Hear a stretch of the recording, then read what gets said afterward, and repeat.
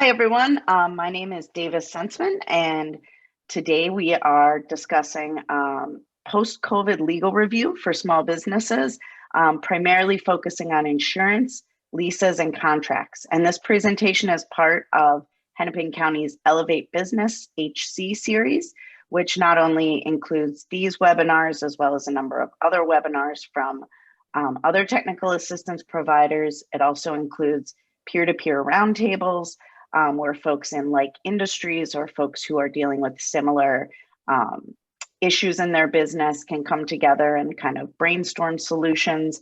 And the program also has provides for up to 25 hours of technical assistance for small business owners in Hennepin County to speak with legal, marketing, business advising, kind of you name it. The Elevate platform has someone who does it. And you can find all of that and more at just at the Elevate Business page for Hennepin County. So thank you for being here. We're going to kind of go through the issues that we've seen commonly arise for business owners kind of in this post-COVID recovery time. And then we'll have time for some questions at the end. If you are watching this via video, you can always send questions through email, and I'm gonna start by giving you kind of my email address so that that's where you can send any questions about this presentation or anything related to this presentation. So as I said, my name is Davis Senseman. I'm the founder of Davis Law Office. This presentation today is aimed at giving you kind of high level information, not a ton of specifics, not a ton of kind of things that will probably specifically relate to your business, but definitely high level things that we've seen quite a bit from different small businesses and items that you're going to want to review in your documents for your business or things that you want to discuss probably with your advisors. And that will include your insurance, if you have a broker or someone who advises you on your insurance, any finance pros that you speak with, your accountant, your bookkeeper, your tax person, and of course, your legal advisor. You can find me at my website, davismeansbusiness.com. And this presentation, again, is brought to you by Hennepin County's Elevate Business HC program, which you can find at that website. So we did see, we're filming this in July of 2021. And so we've kind of been, most of us have been dealing with matters related to COVID and the post-COVID recovery, for over, a year or coming up probably on a year and a half. So everyone's been dealing with a lot. Every small business owner has been dealing with a lot. Specific industries, have had different issues to deal with. But on the whole, advisors such as myself, tax advisors, business advisors in general, we've seen a lot of common issues come up that, led us to kind of put this presentation together to say, what are the most common things that business owners needed to deal with during that time period, but also need to think about and sometimes reassess now that we're kind of at a point where, depending on your industry, you may have been open for a bit and you may have been at capacity for a bit and are working on hiring people. You may be still ramping up to full capacity. You may be kind of doing a hybrid, especially given that we're right now in the middle of summer. Some industries are kind of still doing a lot of stuff outside and working their way inside. But what are the things that keep coming up that either needed to be dealt with then or need to be kind of reviewed now? And the first of those is insurance. And I would say on the whole,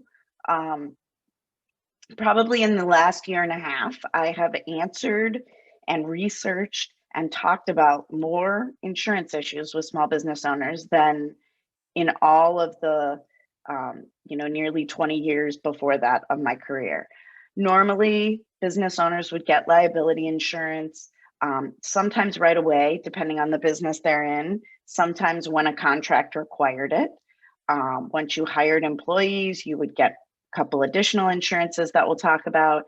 And then you didn't really think about them that much. If you were lucky, you never had to make a claim. You paid your premiums and you never really had to make a claim. If you had damage to your business at some point, or if you there was an accident with a business vehicle, or maybe there was a theft or a break-in or vandalism, you may have dealt with your insurance over the years. But on the whole, most business owners kind of had insurance, but didn't do too much with it.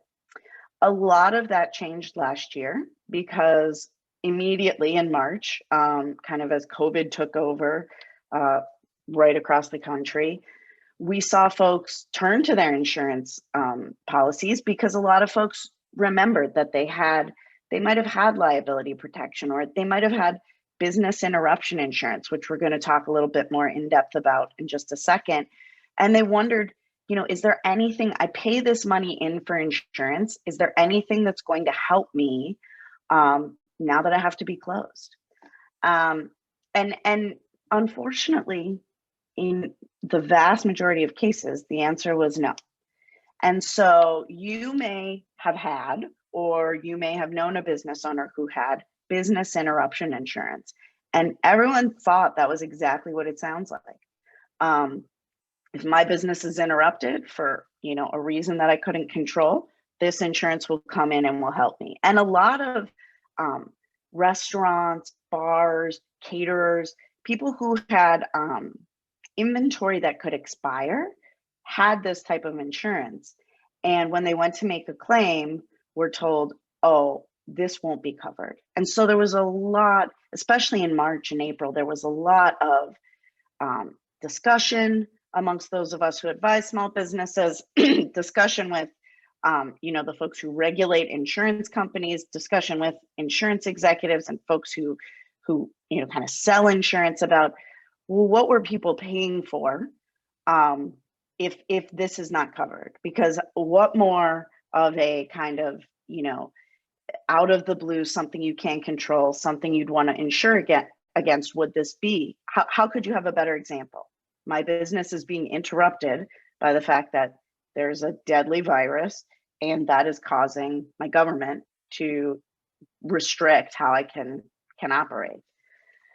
And so when we dug into these policies, what we found was that a lot of insurance policies exempt out in one of two ways. They either directly exempt out any type of virus or communicable disease or something, kind of that nature. And a lot of those exemptions, we were told, came out of, after the H1N1 virus of a few years ago, and SARS, these other viruses that didn't always have such a direct effect in the United States, but were pretty devastating and interrupted businesses in other parts of the world. A lot of insurance providers started exempting out viruses, exempting out communicable diseases. And the other issue was that some policies that did not exempt out a virus name, didn't call it out by name, said, we will cover business interruption if there is physical damage to your business. And so because it wasn't like a tornado that maybe came through and ripped the roof off of your building, they were saying, we don't have to cover this business interruption. So unfortunately, there were a lot of folks in those beginning weeks and months who thought they might have had coverage for this and who didn't. And there's been a lot of studies about, how X percentage of people who held business interruption insurance, the tiniest sliver of them ever saw any payouts from it or any recovery related to COVID. But this matter still comes up. So if you had business interruption insurance, or if you have been advised, maybe you want to think about getting it, what you want to do is make sure that you and someone else, maybe that's your insurance advisor, maybe that's your legal advisor, maybe it's a few people, maybe it's also your financial advisor, read the exceptions and what I often advise people to do is ask the person who's trying to sell you that type of insurance or who's saying you should cover it. Ask them what would be covered and what would not be covered, and ask for examples. Because the last thing you want to do is pay in a whole bunch of premiums for a policy that's not going to cover what you're trying to protect against. So I think we'll continue seeing kind of things evolve around this. But business interruption insurance was a very hot topic for a period of time and has turned out to maybe not be kind of the best cost benefit for a lot of small business owners. Another thing that came up quite a bit was unemployment insurance and workers' compensation. Unemployment, which I'm seeing I have a typo there, which I apologize for. Unemployment insurance really came up because we had situations where, you may have had a workforce of 50 employees, and if you ran a bar or a restaurant or a venue, you immediately didn't need all those people because you couldn't operate. So we saw a lot of, 90% reductions, 100% reductions in an employee workforce. And generally, your unemployment insurance rate is tied to, how often your employees are needing to pull from unemployment insurance. So we had a lot of folks worried that, oh my goodness, if I have to lay off all of my staff, my unemployment insurance rates that the state sets they're going to be sky high after this. And the good thing was, here in Minnesota, the state immediately says, we will not let these layoffs that you could not possibly have prevented affect your unemployment insurance rate moving forward. So that has been kind of a lingering concern for folks. And that is something that, the state has said, don't worry about this part. How that will work as we're kind of moving into the next year and getting our new rates remains to be seen. And I would say, if you feel when you get that letter from the state that says, hey, here's your new unemployment rate, if you think it's hot, if it's gone up, I would talk to your advisors about that. I would check in with your tax advisor, your financial advisor, and maybe give a call to the state just to make sure, that any layoffs related, any reduction in force related to COVID and to the time after that doesn't affect your rate. The other item is workers' compensation. Our state, if you are too small of an employer or too risky, or the state has a pool that you can buy your workers' compensation insurance from the state. And some employers were big enough that they didn't need to do that. They could go out and buy workers' compensation insurance directly from, XYZ insurance company. A lot of businesses' workforces have shrunk, and you may find yourself getting a notice from your workers' compensation provider saying, hey, we're not going to cover you anymore. And that, understandably can be kind of really panic inducing for a lot of business owners. If you receive any type of information like that, or if your workers' compensation rate has gone up quite a bit, or you receive any type of notice that they may not cover you, you can look at, and you may have to look at, the state pool. You basically, I believe, do still need to be denied insurance from a private insurer to be able to jump into the state pool. But it's, the state provides it. Most people pay just one payment a year, and then you're covered. But that is something that, I've heard from a number of people who say, oh, like, my workers' compensation is going to go up, or they're dropping me because I don't have enough employees anymore. You will be able to get coverage in the state of Minnesota. The state makes sure that everyone can jump into the state pool. The third issue is you just want to take a look at your liability protection. Some businesses decided that they didn't need to hold on to an office, or as big of an office, and they might have shrunken their footprint. Some businesses are now going all virtual. Some businesses are a mix. What you want to know, if things have changed in your business, you want to let your insurance provider know that, because a computer that may have been covered, if it is sitting at an employee's workstation in your space, may not be covered if that same computer is sitting in the employee's home. But it could be covered. You might not have to pay anything else, but you just need to let the insurance company know, hey, here's where our things are. So you really want to keep your insurance company up to date on, here's what we have, here's what it would cost to replace it, and here's where it lives, here's where it's going to be kept, because they may have, you don't want to get in a situation where, because your employees are working at home, your liability insurance at work wants to say, oh, that should be covered by their homeowners, and you kind of get into this situation. You want to be really clear about what insurance covers what business equipment. And that may be the same case for you. You don't want to get in a situation where your business insurance is saying your homeowner should cover it and your homeowners are saying your business should. And for employees, you want to make sure that if they don't own their own home, that you may want to look into renter's insurance for them, or you may want to look into riders on your liability insurance that will cover your equipment when it is at an employee's location. Those are just all, it's a good time to check in and just say, hey, here's how we operate now. And finally, the last issue about insurance is a lot of contracts, and we're going to talk about this a little more in the contract section. A lot of contracts have a big section that says basically, you, company I'm hiring to do this work, or you person I'm hiring to do this work, you're going to carry this much insurance. And the person you're contracting with wants to make sure of that, because if they need to sue you related to anything or make a claim against you, or if a third party makes a claim against them and they need to bring it against you, they want to make sure there's some money somewhere to pay. And that's kind of what insurance does. A lot of folks skip that section in contracts because it can be, it's a lot of words. It's a lot of insurance related words. It's dull and often a run-on sentence. And the most important thing is that you check with someone, whether it's your insurance advisor, whether it's your legal advisor, your tax folks, whomever, to make sure that if you are signing a contract that says you will have a certain level of insurance, that you have that level of insurance. Or if you don't, that you let whoever you're signing the contract with know, hey, I don't have $5 million limitations. I have a $1 million policy, or I have a $500,000 policy.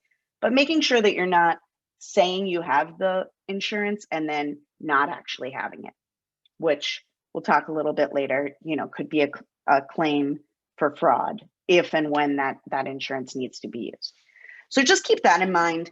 And maybe this is a really good time while you're kind of adjusting things with your insurance providers to look at your contract, say, well, do we have everything we need to have? Liability insurance for businesses can often be a lot less expensive than you would think. The numbers, the limits will kind of make your eyes bug out when you say $2 million, but that may be very inexpensive when you break down the monthly fees. So those are some of the biggest things that came up related to insurance, and insurance definitely was, it popped up pretty quickly for folks, and then has kind of just trickled along at a pretty steady level. Leases kind of followed the same curve. We got a bunch of calls, and the city, the state, the county, all sorts of advisors got a lot of calls from people who couldn't operate their restaurant, or had their place of business closed, or had to send everyone home, but still had a lease for a commercial space. And so there were a lot of calls and a lot of questions about what should you do. And our first piece of advice, the advice I heard a lot of people give, was talk to your landlord. Talk to your landlord before you can't make rent, and let them know what's going on. The good thing is, if we can call it a good thing, is that everyone's kind of in the same boat. If you had a restaurant, it's not like if your landlord had a different restaurant, they would have been able to be open when you weren't. Everyone was kind of pretty much in the same boat. And so we did find that a good number of landlords were willing to say, okay, I'll reduce your rent for now. We can abate part of your rent, especially when PPP loans and EIDL loans and other forms of assistance started rolling out. We did find that a lot of landlords or property management agencies were willing to say, okay, we can at least wait. But there were often cases where there was confusion of, are you saying we can completely skip our rent? Are you saying we can reduce our rent and then, bring it back up to what we had been paying once we're back to normal, whatever normal will be? Are you saying that we can skip these payments now? We have to make them up by another date? It wasn't always clear what the agreement was, because a lot of times it was being made when everyone was kind of, at their highest stress point. And so understandably, the details weren't always hammered out. What you want to do now is really figure out what was meant, if you had any relief from your landlord during, the past year and a half. You're going to want to know if some folks have said, when I get my monthly kind of, here's what your rent is, there's this amount sitting there. If that's something you see, if your landlord or your property management company sends you kind of a bill each month, make sure that number equals what you think, you didn't pay, or you received an abatement. And if it doesn't, reconcile your numbers. You want to do that sooner rather than later. If you're not sure, that's kind of a conversation you're going to want to have. And I always advise folks, go in knowing what you can do. Because it's hard when you go in and just say, I cannot pay this right now.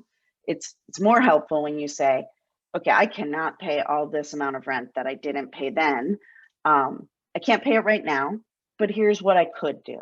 I could pay $200 extra a month for the next 10 months, or I'm willing to extend my lease out, a few more months at the end to make up for the dates that were not paid for, or whatever can work for you. Come in with a plan, because that's often helpful. That's when we saw the most kind of willingness on a landlord's part to work with a commercial tenant, was when they came in with a plan. Also know that a lot of the rescue funds, we talked about PPP, EIDL loans, the restaurant revitalization fund dollars, if you are a restaurant or anything covered by the RRF, a lot of those funds can be used to pay back rent.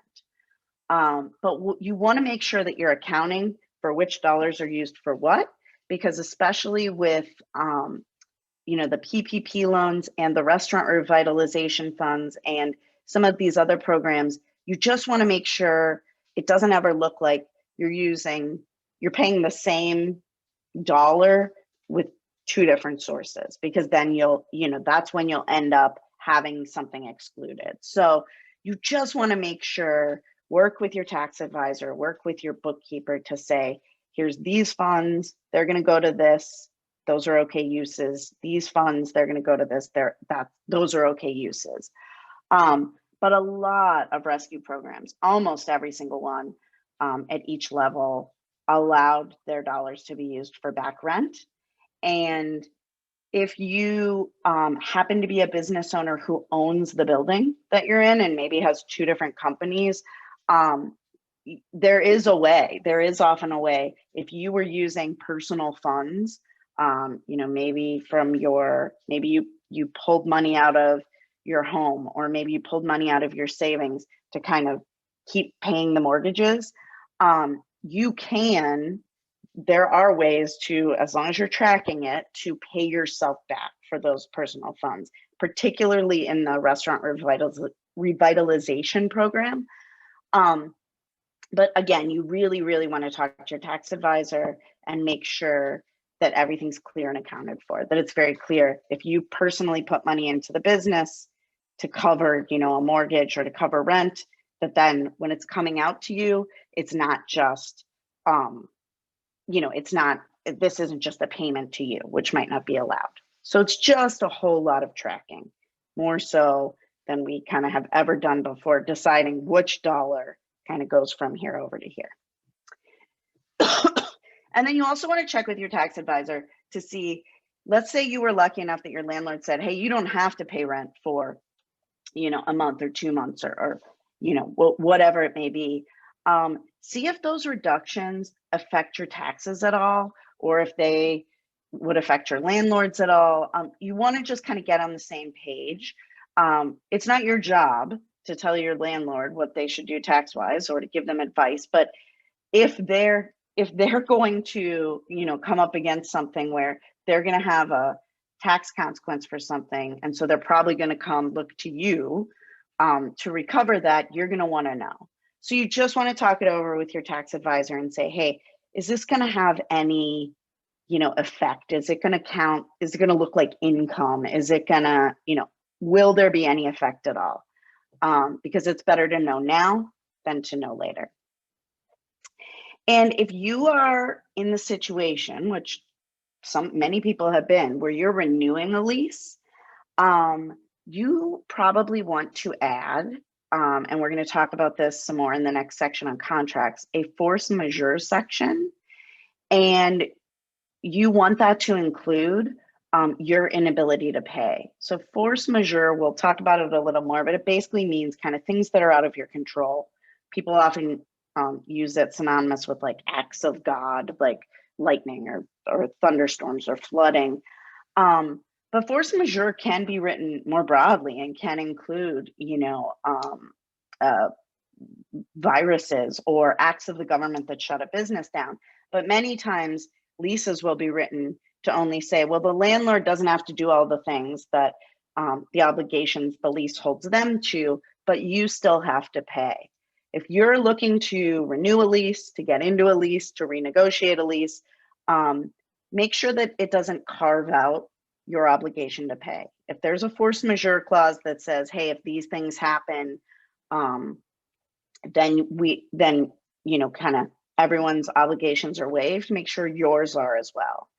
And then you also want to look to remove guarantees. One really helpful tool when we were negotiating last year with maybe not so helpful or willing landlords was in cases where the business owner hadn't signed a personal guarantee. So the obligations under the lease were only obligations of the business.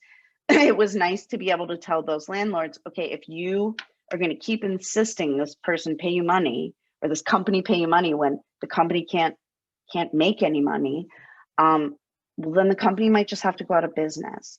And if you had a personal guarantee, so if you personally had guaranteed the company's payments under the lease, they might be able to come after you and say that you personally owed them that money. If there was no personal guarantee, they might only be able to stop at the company. So if the company had no assets, or if the company, you know, decides to go out of business, that's a pretty good stick to be able to use to try to get someone to kind of negotiate more fairly with you. Having a personal guarantee makes that a little bit harder and makes it more likely that the landlord can say, well, then you will owe it personally. So if you are negotiating a lease now, or if you're renewing a lease, and so you've been a good tenant for quite some time, it might, you know, it never hurts to ask, hey, can we take this guarantee out? Or can we make it a year-long guarantee and the lease 5 years? It never hurts to ask to kind of take those things out and make the lease a little bit more fair for you. And so now we get to kind of the biggest issue, I think, that folks, so we saw, we saw insurance things kind of come up, and then a realization that maybe that wasn't going to be where a lot of relief was received by small business owners. Leases came up and kind of continually became an issue. Thankfully, we only had a few months where most industries were completely shut down. If you ran a venue or a performing space, you know, it was a longer period of time. But, you know, lease issues, now we're kind of, those seem to be subsiding a little bit throughout this time, and maybe throughout all time for small businesses. Contract issues have come up. And there are some specific things you want to look at for your contracts. And I've split this into kind of contracts with third parties, which is this section, and then contracts, and I'm using that kind of in the broad term of things you have in writing with your employees or folks who work with you. And that will be the next section, because there's a whole bunch that maybe in this time right now, we should be looking at. A bunch of things kind of related to the insurance and leases and the things we've talked about, but also, as you'll see on the next slide, some things related to just how we're doing business now and what our employees' jobs are like and what we're expecting from them and what they're expecting from us. We just want to make sure, you know, any contract, I always tell clients, I don't care how formal or informal a contract is. I just want you to have them. And I want it to say what you're going to do, what the other party's going to do, the timing, and what happens if either party doesn't. Those are the most important kind of terms that I need in a contract. And that can happen in back and forth emails. It can happen in a document that both parties sign. It can happen in, here's my purchase order, you're going to purchase. I don't particularly personally care how detailed it is or how formal it is, but I want to make sure that you're covering kind of important things. So as we talked about at the very beginning here, insurance requirements, this is still a very good time to review your contracts that you had before the pandemic, that you may have signed during the height of the COVID pandemic, that you may be entering into now as things kind of ramp up. Take a look at them, make sure that any insurance requirements you have, the limits you say you have, that you have those. If you don't, if you're saying you have $1 million of coverage and you don't, show it to your insurance provider, show it to whoever sells you insurance, whoever advises you around that, and get a quote to see how much it would be to have that coverage. And then if there's something that doesn't apply, if it says you're gonna hold workers' compensation insurance, but you don't have employees, or if it says you're going to have automobile insurance, but you don't have any company cars and no one drives a car related to their work, it's a good time to go back and say to whoever the other party is on that contract, hey, by the way, these don't apply. Most of the time, folks are more than happy to take things out that don't actually apply.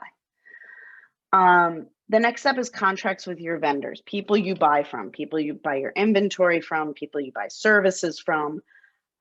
If your vendors allowed any exceptions during COVID shutdowns, if they gave you longer terms, if normally you pay net 15, so 15 days after you get an invoice, and they let you stretch to net 45 or net 90, now is a really good time to look into whether those things can be made permanent. Some folks sometimes say like, well, I'm just going to keep paying it on these longer terms until they say I can't. But if it really works out better for you, if you've changed a term or, they've lengthened anything, look and see if you can change any written agreements you have to reflect that same thing. Because, you don't want to get in a situation where you used to pay net 30, now you're paying 90. And then you're get to a point where in a really inopportune time, the vendor says, hey, we're going to start enforcing the contract. So you want to make sure that if that's going to happen, if they're going to return you to net 30, when it's going to happen. If your vendors let you make smaller orders, they waived your minimums, anything like that, now's a good time to kind of see which of those can be made permanent or can at least be kind of maybe net in the middle. Your customers, you might not have long agreements with your customer. It might just be, you might be a retail store and they might bring their things up and you ring it up and then you give them their receipt, and on the receipt, it might have terms of return or things like that. You may have started allowing customers to curbside pickup, or you may have just started delivery during, the past year and a half, during the height of kind of the COVID shutdowns. You want to make sure that any terms you have, any terms on your website, if people can order delivery from there, any terms on a receipt when they're checking out, has your rules about pickup and delivery. If you're in the city of Minneapolis, a lot of businesses were able to reserve a space outside that was, a curbside pickup. And now that the emergency declarations are over, a lot of those are going away. So make sure that you've updated on your website if you don't have that curbside pickup anymore, because you don't want your customers to find out when they get there. If you just started delivery during this past year, like a lot of folks did, some of you may provide your delivery through a third-party service, especially if you're a restaurant. But a lot of people now are kind of sending things through the US mail or sending things through UPS. Know what the terms are. Know that, if your customer pays with a credit card and you deliver it to them and you don't require a signature, if that package gets stolen, they may be able to tell their credit card company, I didn't get it, and do a chargeback. If you require a signature, or if you are explicit in your terms and say, we do not require a signature, it is up to you to make sure it's getting delivered to a secure location. Sometimes you can prevent a chargeback. And so these are rules that a lot of business owners learn when they have a long period of time to develop a delivery program. But a lot of business owners last year didn't have that luxury. It just became, hey, you can keep operating a little if you can deliver, but you can't operate at all if people need to come to you. And so folks had to jump in and just start doing it. So right now you want to look back and say, of all these new things we started to do, what are we keeping? And what do we need to have explicit terms for? And what do we need to make sure our terms talk about? It doesn't, it can sometimes feel like there's a lot of gotchas involved in those things, and they're not really gotchas. It's just really looking at what point does the liability shift from me to the customer, or from me to the carrier to the customer, and just spelling that out so that everyone knows. Force majeure, we talked about a little bit when it came to leases. Impossibility of contract is another thing. Some state courts are allowing claims under these types of clauses, whether it was lease terms or under contracts where folks had minimums of amounts of inventory they were supposed to buy. Some courts have said, hey, yeah, you can use the theory that it was impossible for you to do your part under this contract because of COVID or because of a government shutdown. Or, yeah, we're looking at this lease and we think the fact that all the landlord's obligations were waived, but none of the tenants, we think that was, unfair, and we're gonna kind of mark up this lease to include a different force majeure clause. There are cases happening kind of all across the country, normally with very big companies and very large contracts or leases, but there are cases happening, and there are places where judges are saying, yeah, if not now, then when could you ever claim impossibility of purpose of a contract? So most small businesses are not going to bring a court case about something, but if you're in the process of trying to negotiate with someone, it's good to know, it's always good to have at the ready hey, here was a similar case in whatever state, or here was a similar case in this jurisdiction, and here's what a judge said there, because that can sometimes go a long way towards getting someone to kind of negotiate in a little better faith.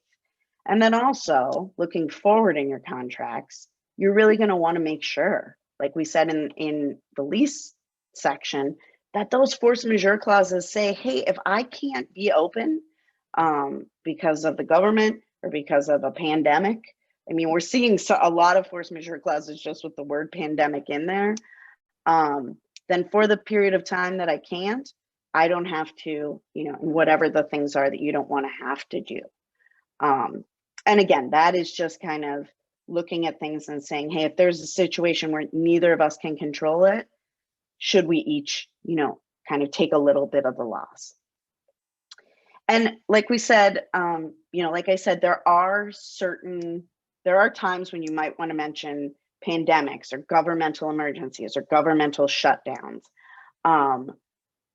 in those clauses, but you don't want to be too specific, so you exclude future unknown issues. I've seen some people say, like, if there is a COVID-19 shutdown, and I I try to broaden that language because I don't want it to be that, there's some new, at some point, instead of calling them the variants, they call it something else. And therefore it's not covered, or, the next pandemic or issue or natural disaster is not exactly the way this one was. So you want to be specific, and you want to say, here are the things that are covered, but you don't want to be too specific that you'll exclude possible things. 2 years ago, if we were drafting a contract and we said, we'll make sure to put pandemics in there, we would have all said, well, is that ever going to happen? And now, we're all kind of pandemic experts. So just remember to be specific, but not box yourself into a corner. And then think about the terms of your contracts. In 2019 and before, it was really common for small business owners to often enter into contracts that self-renewed, or contracts that had extremely long terms, contracts that maybe had no out unless somebody was doing something wrong. But right now we've seen really volatile pricing on a lot of things. There was a period at the beginning of the pandemic where nobody could find toilet paper or paper towels. And, then it was gloves and masks and hand sanitizer, and, wood is still incredibly expensive. You may want to rethink really long-term contracts for 2021, for 2022, possibly beyond. And you don't always have to take the term that someone has offered you. If someone offers you, here's a 5-year contract, you can always say, what about 1 year at these terms? Or what about, if things are really volatile, that there's a good argument to be made that the terms of your contract should be shorter, particularly the pricing terms, delivery terms, payment terms. And so, if someone's trying to sell you on a much longer term contract, remember that you can always negotiate. Remember, the worst that's going to happen is someone's going to say no. So think about, can these prices maybe come down, or might these prices go up? In some cases it may be good. You may want to sign a very long-term contract if you're the one selling something that's pretty expensive now, but just keep that in mind, that what we're dealing with now, pricing for things, is not the case of what we had kind of in years prior. And then finally, contract specifics for your employees. And again, I would say that I am using the term contract in a very broad sense, because many people don't have contracts for their employees, specifically because Minnesota is an at-will state, which means unless you've contracted otherwise, you can fire an employee, or an employee can quit for any reason or no reason, just not an illegal reason. So, we are an at-will state.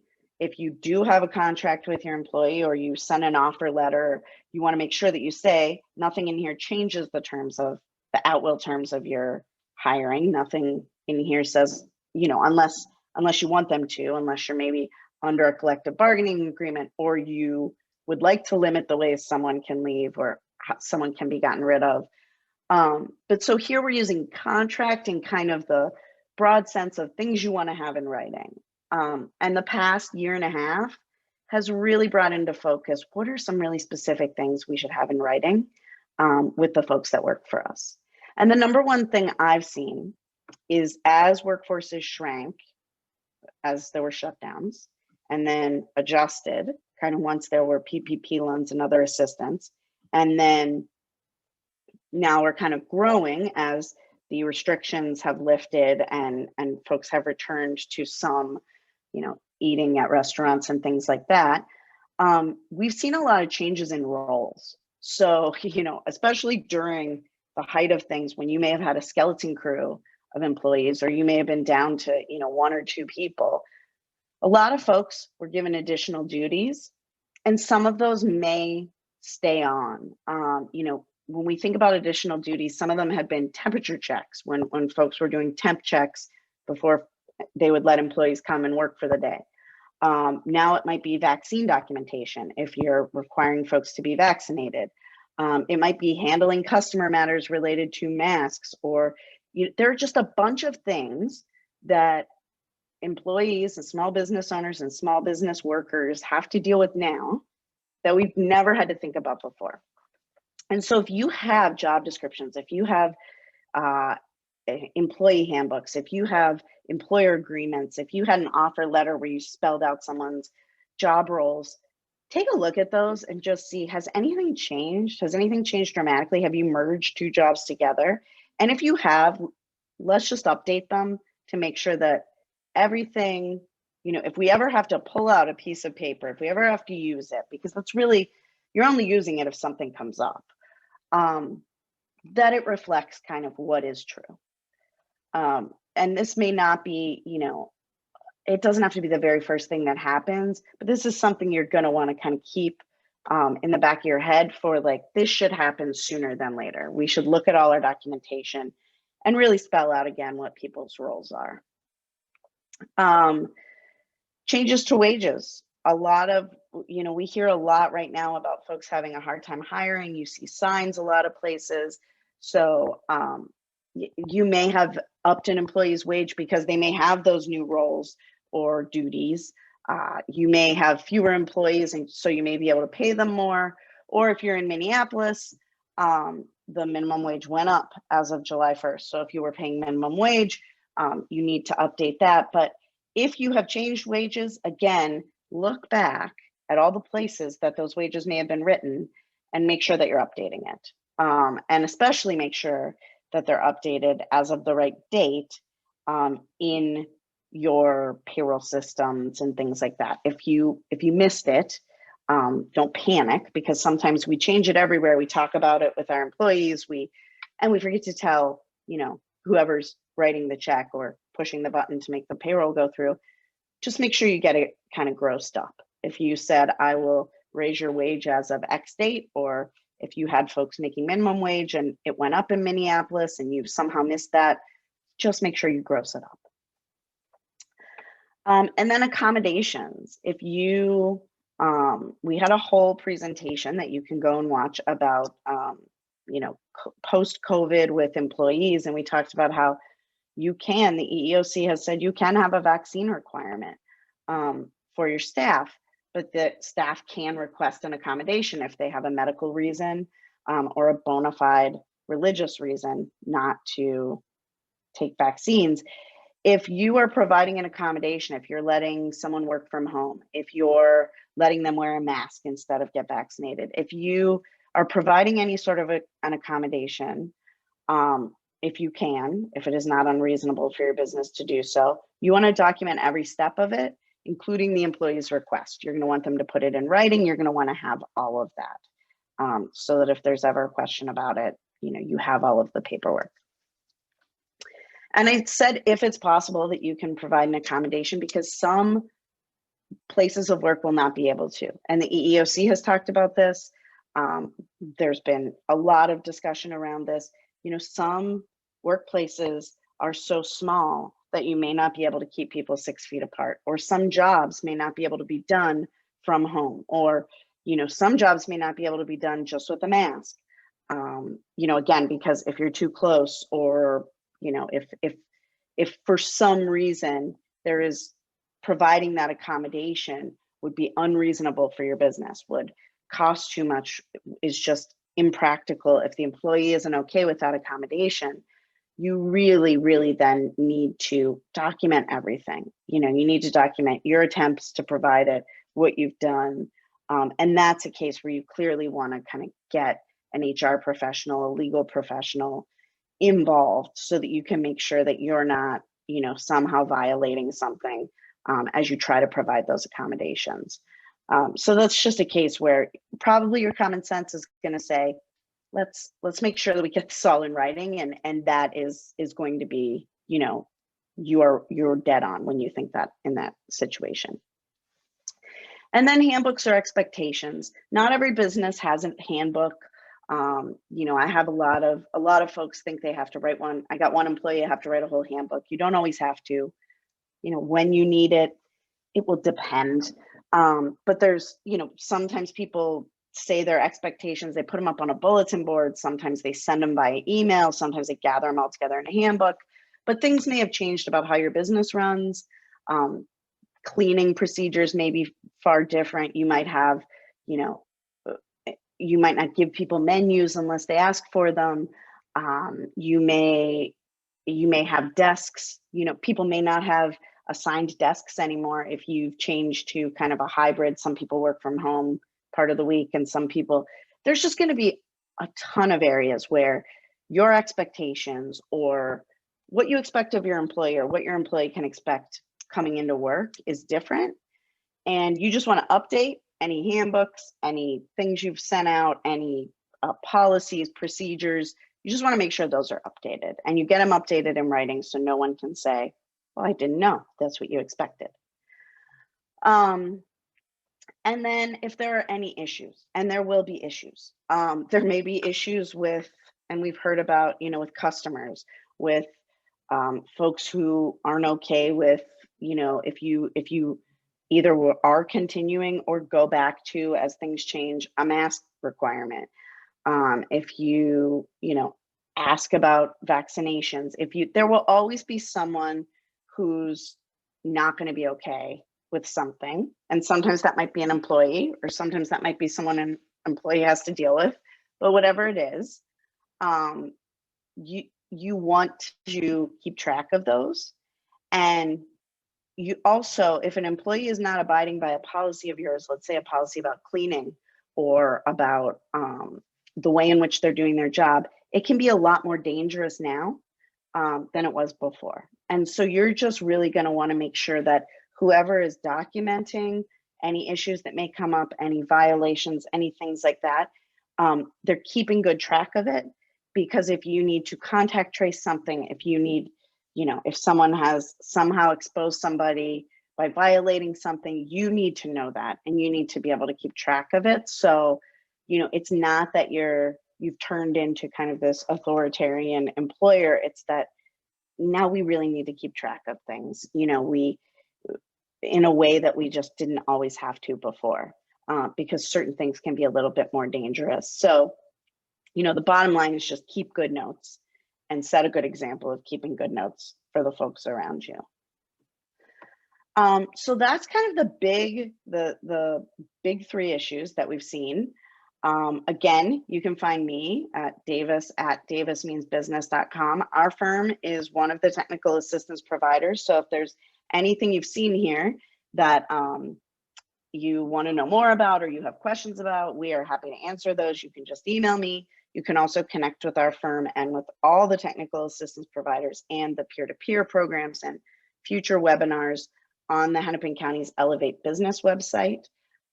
That's a link right there, but that doesn't help you much. But we will be making this available, and you can, elevatebusinesshc.com is a pretty easy website to remember. And then if there are any questions, we can get to those now.